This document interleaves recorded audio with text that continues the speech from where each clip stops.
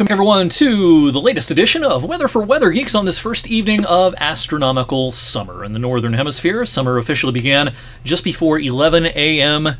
today. I went outside and took a picture at solar noon today, which is the time of the day in which the sun is highest in the sky. That's about 1:20-ish p.m. I took a picture of my shadow because at solar noon on the summer solstice, that is as high in the sky as the sun gets, and therefore your shadow is as small as it gets, right at solar noon on the summer solstice. So that was how that picture looked earlier on today. It's kind of interesting to look at the different locations of sunrise and sunset on our solstices, the summer solstice and the winter solstice. This time of the year, the sunrise is as far north in the eastern sky as it gets, and the sunset is as far north in the western sky as it gets. Of course, from now through December, the sun will continue shifting a little bit to the south. Kind of have this map lined up along 224, which is a due east-west thoroughfare, and we'll see the sun crossing 224 at the equinox in September on its way to the farthest south point along the western sky during the third week of December, December 21st to be specific. And notice the small distance the sun crosses at the start of winter as opposed to the start of summer, which of course the sun is much higher. It's in the sky for much longer. It's always interesting at this time of the year too how long you can be outside on either side of either sunrise or sunset. Different types of twilight. Civil twilight is generally what a lot of people call first light.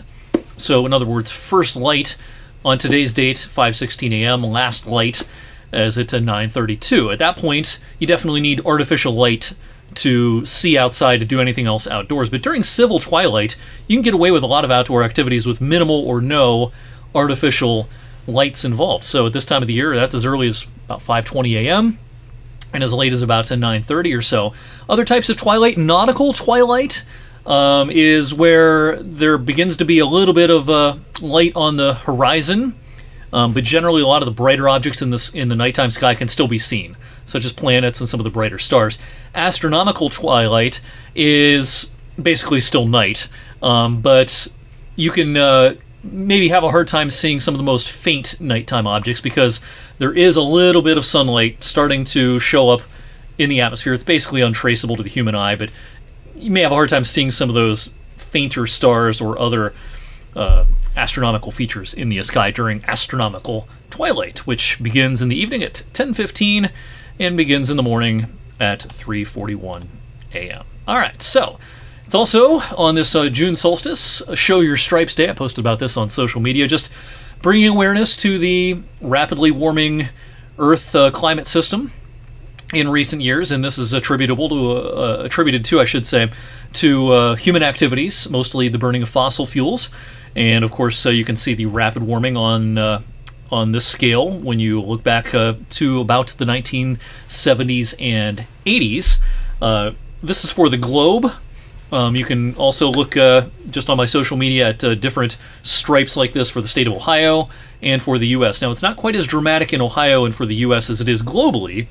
But when we look at the warming atmosphere, we need to look globally to get the true picture of what's going on. And of course, it's warming very, very rapidly. All right, so we're going kind of in the wrong direction this week in terms of our rainfall because, of course, we haven't had any in most spots this week. After some beneficial rains last week, the graph is going back in the other direction this week. It's getting pretty dry once again, and at the airport, we're running 1.13 inches behind average with only 1.58 in the bucket at the airport in Vienna so far. Now, we're going to see some rain over the next couple of days, although it's not going to be all the rain in the world. Quick diversion to the tropics. This is, of course, Brett, which is a pretty potent tropical storm at this point, on the verge of becoming a Category 1 hurricane, which would begin at 74-mile-per-hour sustained winds.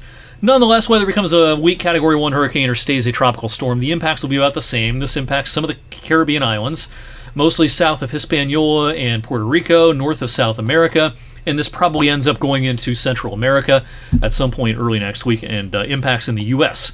are not expected. All right, our dew points will be noticeable at the end of this week into the weekend as it turns more humid. Those dew points getting up into the 60s, setting the stage for perhaps a pretty bumpy start to next week. We'll talk more about next week momentarily. In the meantime, could there be a sprinkle or a shower as Thursday gets underway? Yes, that's a possibility, but again, it's not going to be much. One thing you'll notice on Thursday, it'll be a cooler day. because the clouds are going to win out for most of the day. And so while we spent the last few afternoons in the 80s, it'll be no higher than the lower 70s in most spots Thursday afternoon. As we've been talking about all week, though, better chances for rain in our forecast for late Thursday night and Friday. But even this is not a washout. In fact, there'll be prolonged periods where it doesn't rain much on Friday. I think it'll be particularly quiet around midday. Maybe some showers early. Showers might try to ramp up again later in the afternoon as the instability gets maximized. Our in-house model here doesn't show much, but the potential is there for the second half of the afternoon to be a little more active, maybe even some thunder in the action.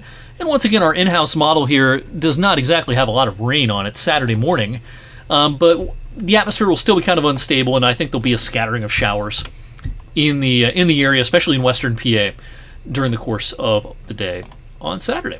Let's talk about early next week. After a quiet day Sunday, the potential is going to be there for a bumpy ride on Monday. We have a pretty robust system coming through the southern Great Lakes, a little stronger than usual for this time of the year. Ahead of it, we're going to see a surge of moisture. It's going to get warm, it's going to get humid. There's a lot of wind energy aloft, again, a little unusual for this time of the year. The question is all about the timing. There are computer model differences about the timing of this particular feature. Some of the faster modeling would suggest it comes through Sunday night and early Monday. That would minimize our severe weather chances.